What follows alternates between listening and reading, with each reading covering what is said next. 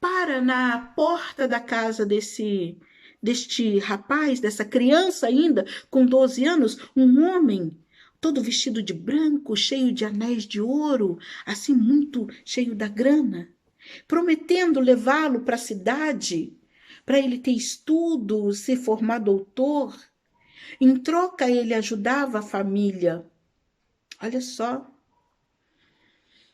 E a mãe, naquela época acontecia muito disso, né? A gente vê muitas histórias sobre isso. Na época, a mãe deixou, entregou o filho a este homem. Já de imediato ele tirou bastante dinheiro naquela hora. Naquela época, nos anos 70, não era reais, né? Era outra ainda, cruzeiros, alguma coisa assim, né? É, entregou para a mãe, como roupas e mantimentos também. E todos os meses ele ia visitar a mãe com esse que ele chamava de padrinho e levava as coisas para a mãe. Quando ele chegou na casa deste homem, era uma casa imensa, um quintal imenso, sabe? Com várias imagens. Ele no começo ficou assustado, mas foi muito bem tratado, alimentado por um tempo, foi aprendendo ali, até que ele entendeu que era um centro de macumba, vamos assim dizer, né? Como popularmente se fala, né? Ali. E aí ele via muita coisa, muitas aquelas mulheres com roupa branca, os rapazes também, né, que se vestiam. E uma ou duas vezes na semana tinha os trabalhos espirituais. E ele foi crescendo com isso, né?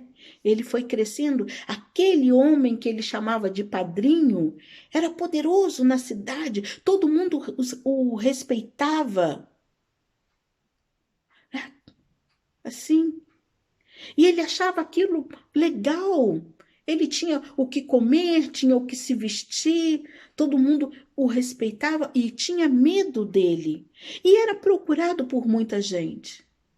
Mas este homem, esse menino, com 12 anos na época, quando esse menino de 12 anos se formou com 14 para 15, ele começou a sofrer certos abusos, né? Por parte desse padrinho.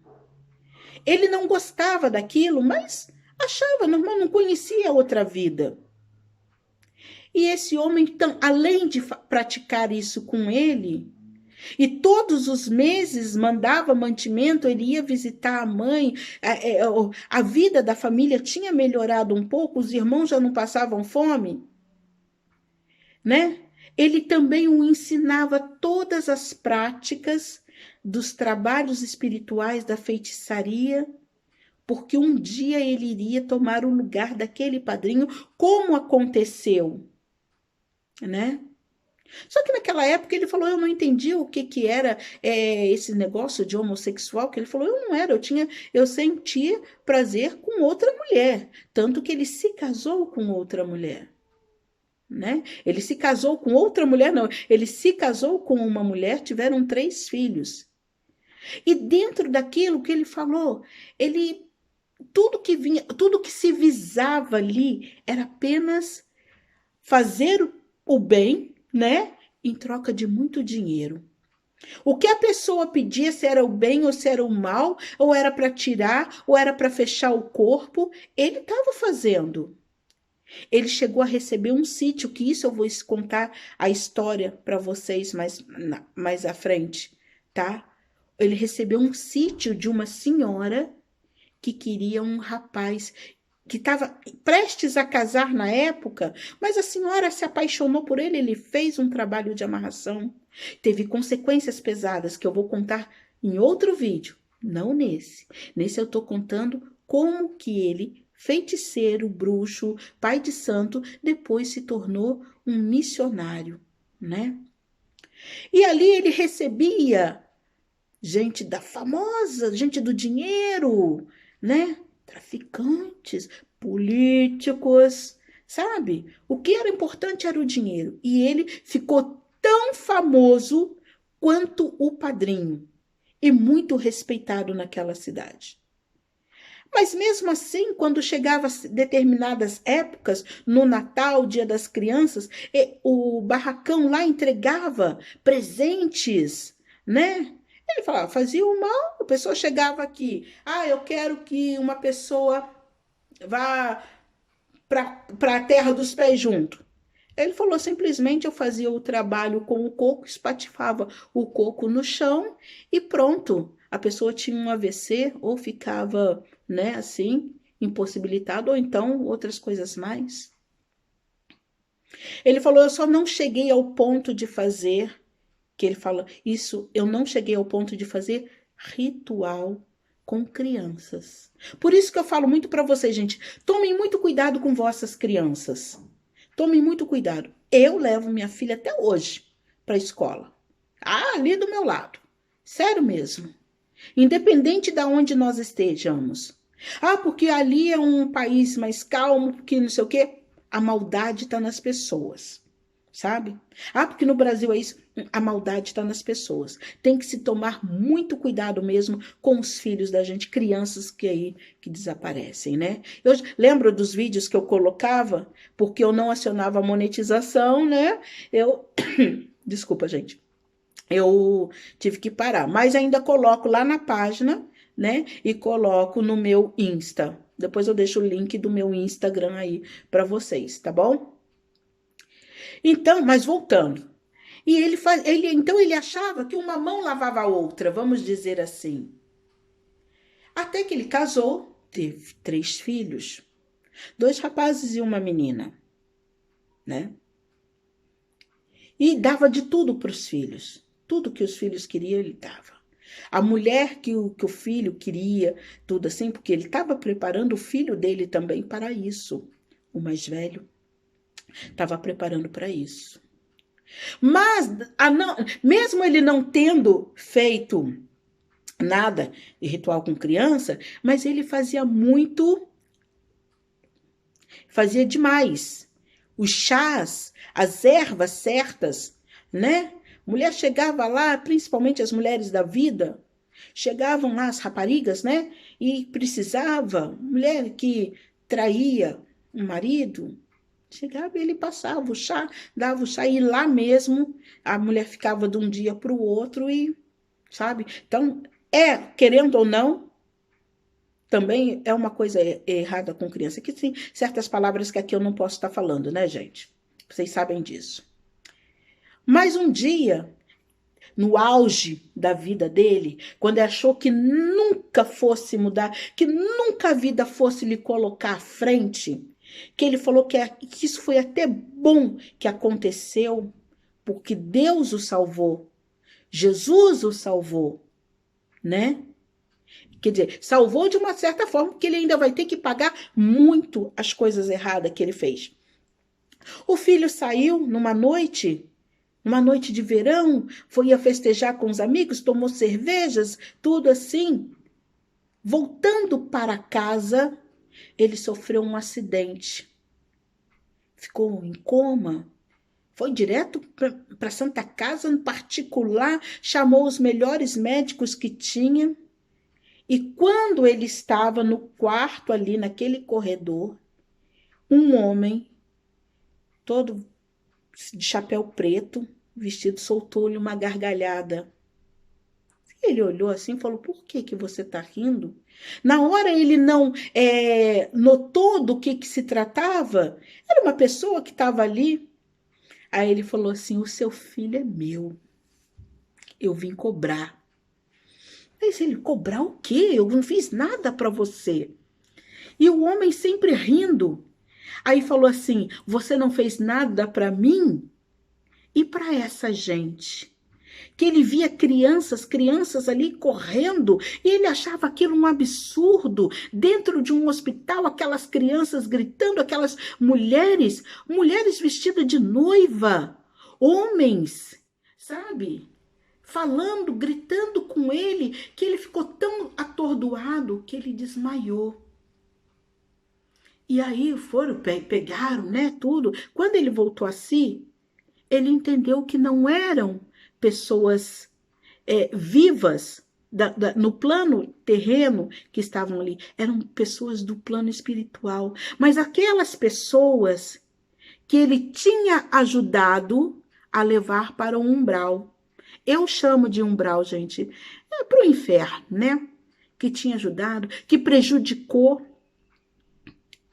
E ali ele falava não. E em volta do filho dele, que ele só via, né, pela uma janela, ele via aqueles espíritos, e até então, depois ele descobriu que eram os espíritos, em volta dele. E a pessoa falava, não adianta você se apegar aos seus santos, às suas isso, naquilo. Chegou a hora de você pagar. Você vai pagar. Esse é só o primeiro. E eu vou buscar os seus outros dois. E naquela noite, o filho faleceu. O mundo dele desabou. Passados-se uns meses, ele continuou, né? Com os trabalhos, tudo assim, mas ele nunca esqueceu daquela figura, daquele homem que debochava dele, e aí ele ia tomar banho, tinha um espírito lá, que aí então, depois aí ele falava para todos os santos, mas nada resolvia, por conta da maldade que ele fez, muita maldade, né? A filha começou o quê? A beber também, a sair com todos os rapazes, né? Assim. Aí é que pega, gente. O centro dele, o barracão, já não era tão famoso, tão assim, não mais conhecido, não tão mais frequentado como antigamente. Ele fazia os trabalhos, tudo assim, mas já não vinha. Aquilo começou a mingar, que ele começou a perder tudo. Ele começou a perder tudo, sabe? A mulher o abandonou. Quando viu que a fonte secou, a mulher o abandonou. E aí, o que ele fez? Ele falou assim, a única coisa que eu devo fazer. Ele falou, Renata, eu saí pelo mundo. Eu saí pelo mundo. Eu não tinha. E mesmo saindo pelo mundo, aquelas vozes rindo, debochando dele, sabe? Até que ele chegou numa determinada cidadezinha, ele virou um mendigo, gente, virou um mendigo. E numa determinada cidadezinha lá que ele chegou, ele sentado na praça, olhando, né, as coisas, assim, olhando para a vida que ele já não tinha mais, um homem chegou com um sanduíche para ele e deu esse sanduíche, pagou um suco, que ele não esquece até hoje, que ele falou, eu não gostava de ovo, né? Era um pão com ovo, assim, tomou um suco, mas ele comeu aquilo com muita coisa, e o homem lhe ofereceu ajuda para ir numa igreja, para tomar um banho, sabe? Trocar aquelas roupas, né? Ele falou, eu não sou merecedor de entrar na casa de Deus, não. Ele falou, não, vamos, quem disse que não vamos? E ele pegou, acabou indo, aceitou o convite daquela pessoa, ele aceitou o convite. E ele foi. Ali deram um banho nele, colocaram uma roupa que ele só usava roupa de marca, roupa boa, né? Ali colocaram umas chinelas nele, roupa usada, ele usando roupa usada, mas aí ele foi lembrando da infância dele, né? De pobre que ele era, mas que naquela infância, com um pouquinho que eles tinham, ele era feliz. E aí esse homem foi ajudando e ele contou a história para esse homem. Esse homem ele era um pastor, sabe? Ele era um pastor. Nesse período, a filha, né, seguiu os caminhos da mãe, o outro filho também, mas estava já numa situação muito difícil, né? Porque acabou o dinheiro e tudo. Mas ele não tinha que se resgatar isso, né? E ali naquele ele foi escutando, aí ele saiu. Ele conta que ele saiu, não ficou de primeiro ali naquela igreja. Ele não se sentia bem, né? Foi para a praça lá, dormiu na praça, tudo. No outro dia, aquele senhor, aquele pastor, aquele jovem rapaz, né? Voltou lá com um prato agora com comida. Deu a ele, convidou ele para ir participar dos cultos. Que ele poderia dormir num quartinho nos fundos da igreja. Aí ele se questionava, mas por que eu? Se eu prejudiquei tanta gente, por que eu? E nessas conversas que ele tinha com o pastor falou: se Deus te trouxe até aqui, é porque ele tem um propósito na sua vida, né? Para encurtar, senão vai ficar um vídeo muito comprido, gente. Ele começou a frequentar a igreja evangélica. Ele voltou para a cidade dele, ele, né, chamou a filha, o outro filho. A esposa já estava com outro homem já, mas ele queria saber dos filhos, né? A filha dele se converteu também. O filho não. O filho não, mas também não seguiu os passos dele, mas não tem uma vida ainda, sabe? Uma vida certa, tá? Mas ele conta que quando chegou o dia do batismo dele, sabe? Foi a primeira vez em muitos anos que ele conseguiu dormir. Que o pastor orou, né, nas águas, que ele era aquela piscina, né, que fica quando ele afundou, que ele surgiu. Eu vejo muita gente falar isso também, viu? Ele falou assim: Renata, olha, parecia assim que tudo aquilo caiu na água. A água para mim, nos meus olhos, era uma água suja, sangue, cheia de sangue, e eu tava ali com uma roupa nova. Gente, eu tô toda arrepiada aqui. Ele falou assim: com uma roupa nova, alma nova. E ele agora se dedica à vida dele a ajudar jovens com droga. Porque o filho, o primeiro que bebia, que morreu, que foi levado, né? Ele usava drogas também. Então ele procura ajudar esses jovens. E junto com essa igreja, eles têm, né, aí um local onde eles recebem esses jovens e ajudam, né? Ele falou, com o pouco que ele tem hoje, ele é o homem mais rico do mundo. Que ele ainda tem esperança do outro filho.